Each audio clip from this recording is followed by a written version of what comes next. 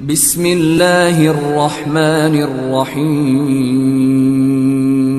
عبد القیس کا وفد جب حضرت صلی اللہ علیہ وسلم کے پاس آیا تو آپ نے پوچھا کہ یہ کون سی قوم کے لوگ ہیں یا یہ وفد کہاں کا ہے؟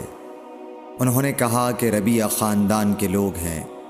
آپ صلی اللہ علیہ وسلم نے فرمایا، مرحبا اس قوم کو یا اس وفد کو، نہ ذلیل ہونے والے نہ شرمندہ ہونے والے، یعنی ان کا آنا بہت خوب ہے۔ وہ کہنے لگے، اے اللہ کے رسول صلی اللہ علیہ وسلم، ہم آپ کی خدمت میں صرف ان حرمت والے مہینوں میں آ سکتے ہیں، کیونکہ ہمارے اور آپ کے درمیان مضر کے کافروں کا قبیلہ آباد ہے۔ پس آپ ہم کو ایک ایسی قطعی بات بتلا دیجئے جس کی خبر ہم اپنے پچھلے لوگوں کو بھی کر دیں جو یہاں نہیں آئے، اور اس پر عمل درآمد کر کے ہم جنت میں داخل ہو جائیں۔ اور انہوں نے آپ سے اپنے برتنوں کے بارے میں بھی پوچھا۔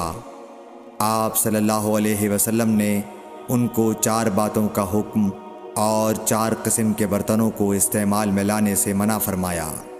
ان کو حکم دیا کہ ایک اکیلے خدا پر ایمان لاؤ۔ پھر آپ صلی اللہ علیہ وسلم نے پوچھا کہ جانتے ہو ایک اکیلے اللہ پر ایمان لانے کا مطلب کیا ہے؟ انہوں نے کہا کہ اللہ اور اس کے رسول ہی کو معلوم ہے۔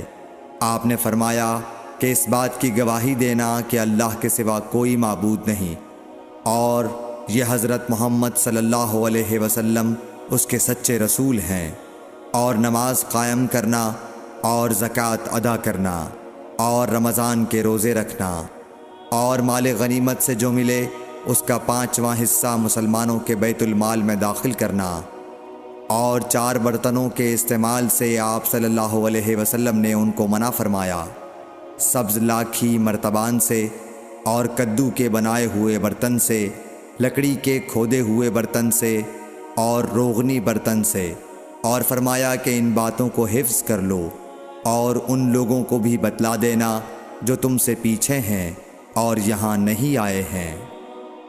صحیح بخاری حدیث نمبر 53۔